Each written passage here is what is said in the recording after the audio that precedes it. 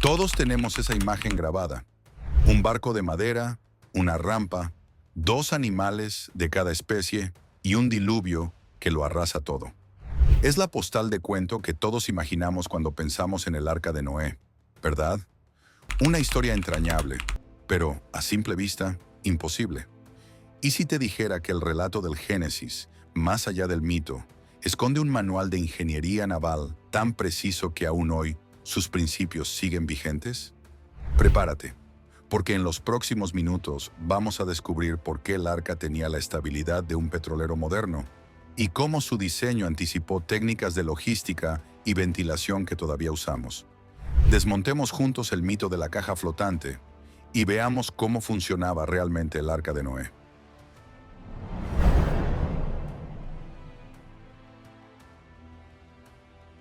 El Génesis da medidas exactas: 300 codos de largo, 50 de ancho y 30 de alto. Si tomamos el codo hebreo, unos 45 centímetros, hablamos de un barco de 135 metros de largo, 22 de ancho y 13 de alto. La proporción 6:1 entre largo y ancho es idéntica a la de los superpetroleros modernos, la más estable para navegar. Esa proporción minimiza la resistencia y evita que el barco se parta o vuelque. El arca tenía 3 cubiertas, con unos 2,5 metros por nivel, suficiente para mantener un centro de gravedad seguro. Y la cubrirás de brea por dentro y por fuera. Esa resina impermeabilizante hacía la madera hermética y resistente, una técnica que siglos después usarían los fenicios. El arca no era una caja primitiva, sino una estructura perfectamente calculada para sobrevivir al caos del diluvio.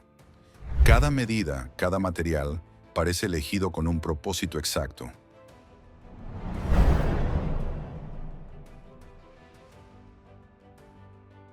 Una cosa es construir un barco grande y otra muy distinta, que no se hunda. El arca era inmensa y sorprendentemente estable, sin velas ni timón, solo la fuerza del diseño manteniéndola a flote. El equilibrio dependía de cómo el casco distribuía el peso y desplazaba el agua, y eso estaba perfectamente logrado. La madera usada, probablemente cedro o ciprés, era ligera y flexible. El volumen interno podía alojar miles de animales y provisiones, y aún así conservar flotabilidad. Su reserva de flotación le permitía balancearse suavemente incluso entre olas gigantescas. No buscaba velocidad, sino resistencia y seguridad, exactamente lo que haría un ingeniero moderno. En medio del caos, el arca era un refugio inmóvil, un corazón de madera latiendo sobre un océano sin fin.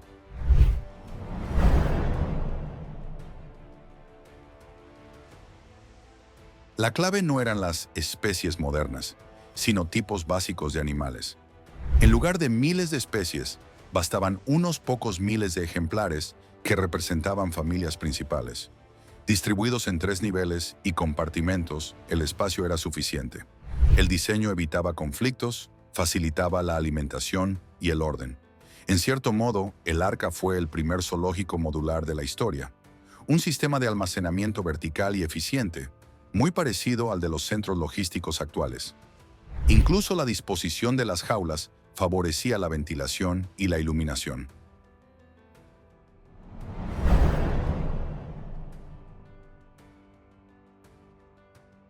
Mantener a miles de animales con vida durante meses parecía imposible, pero el diseño del arca lo resolvía todo. El agua se recogía directamente de la lluvia mediante canalones hacia depósitos internos. La comida consistía en granos y forraje fáciles de conservar, nutritivos y duraderos. Los desechos se neutralizaban con cal viva, eliminando olores y bacterias. Un reciclaje natural y eficiente. La ventilación, mediante una abertura superior, creaba una corriente constante de aire sin abrir escotillas. Una auténtica lección de arquitectura pasiva miles de años antes de que existiera el término. Cada sistema estaba pensado para funcionar sin energía, solo con gravedad, flujo y tiempo.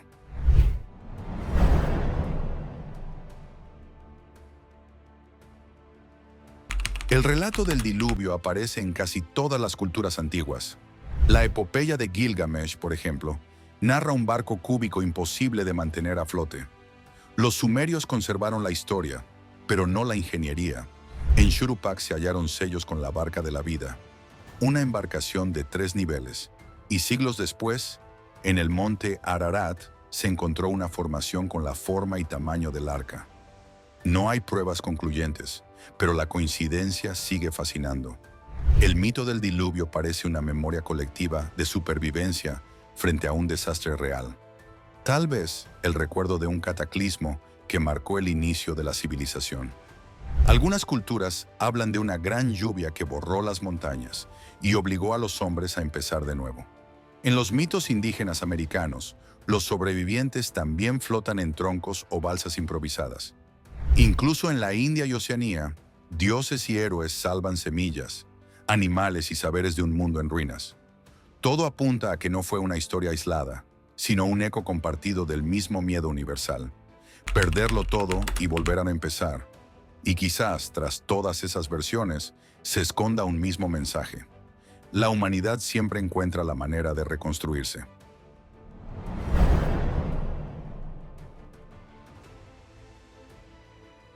Visto con ojos del siglo XXI, el Arca de Noé deja de ser solo un relato religioso. Es un manual antiguo de ingeniería, logística y sostenibilidad. Un casco con proporciones equilibradas, compartimentos modulares, ventilación natural y gestión eficiente de residuos. El arca no fue solo una nave, fue una lección de ingenio humano. Demuestra que incluso con recursos limitados se puede diseñar para resistir, adaptarse y mantener la vida. Más allá de la fe, es un recordatorio. La inteligencia y la cooperación siempre han sido nuestras mejores herramientas para sobrevivir. Nos recuerda que la innovación no nació en los laboratorios modernos, sino en la necesidad de sobrevivir. Cada tabla, cada cálculo, era una respuesta al miedo y a la esperanza. Y tal vez por eso, el mito del arca sigue flotando en nuestra memoria colectiva. El Arca de Noé deja de ser una simple caja flotante. Era un buque insumergible, un zoológico vertical y un laboratorio de supervivencia. Cada compartimento tenía una función, cada espacio servía a la vida. Una máquina perfecta creada no con acero ni motores, sino con ingenio y visión. Ya sea historia o metáfora, el mensaje es claro. La verdadera fuerza del arca no estaba en la madera, sino en la mente humana capaz de imaginarla y construirla. Nos enseña que incluso en medio del diluvio, el conocimiento puede ser un salvavidas, que el progreso no siempre depende de la tecnología, sino del propósito. Y si disfrutas de descubrir la ciencia detrás del mito y el ingenio detrás de lo imposible, suscríbete y activa la campana.